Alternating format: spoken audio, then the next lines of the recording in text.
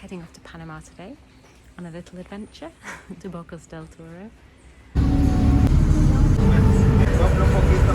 Got the bus to the border. So you have to pay your exit tax for Costa Rica, which you can do online. It's $8 and it's easier if you do it online before you get here, otherwise you have to pay at the border. And then we're just all waiting because we came with Caribe Shuttle, so we all go together in a group. There's a guy showing us what to do, and we're all going to walk across the bridge. Which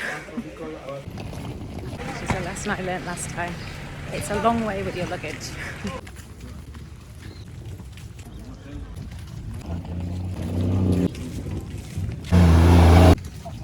Just crossed the bridge and they checked our exit stamps for Costa Rica.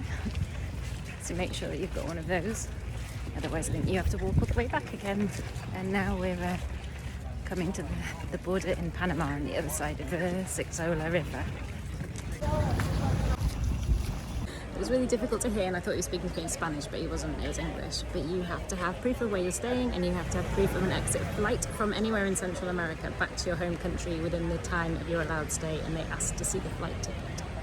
And then when you have your passport stamped, you go and you pay the entrance tax, which is $8, and you can only pay in cash. So the exit for Costa Rica you can pay online, but the $8 entry to Panama is only in cash. And now we're on another bus on the other side, going to the boat port of Bocas del Toro. I think it's definitely doable on your own, but it's a lot easier to go with an organised group because they just tell you what to do. They look after your suitcase while you're at immigration, and in the maximum size dollar bill they'll take is 20, and it has to be in perfect condition. So nothing bigger than a $20 note, and it has to be in mint condition. And about 2 minutes after you start driving, you have to show your pink slip. I thought it was just for when you left, but so don't lose it.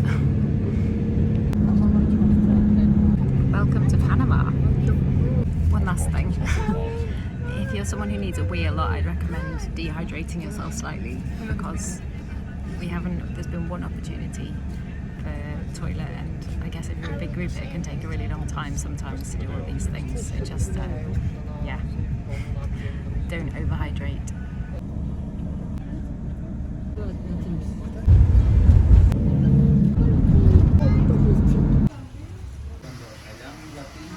Last bit of the journey, a boat. Just at the boat stop to get the boat to Bocas del Toro, one of the islands, and it was like $37. I think it's amazing value. The boat coming in. I'll move.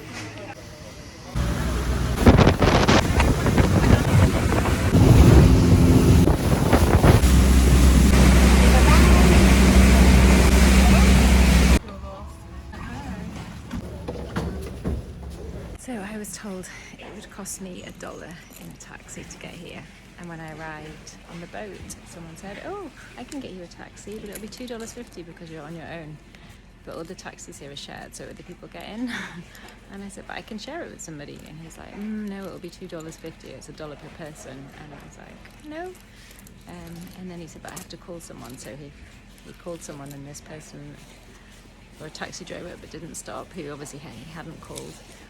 And then the taxi guy stopped, and he said to him $2, and I saw this look in his eye and I knew that it wasn't right. So I said to him, isn't it $1? The taxi driver, and the taxi driver can't lie. So he was like, yeah, it's $1. So for me, it was totally worth it to get that transfer. Like everything was like clockwork. And it included the boat. So yeah, you could do it on your own, but you'd probably get lost or confused, and loads of people trying to hassle you at the border. So last time I came here, I think 2 years ago, I stayed somewhere totally different from this, and so far I love it. And you know you're in Panama when the taxis go from being red to being yellow. The place that I'm staying was recommended to me by somebody. It's an Airbnb, and it's so lovely. It's right on the water. It's a hammock, and I just walked 2 minutes and I'm at the beach.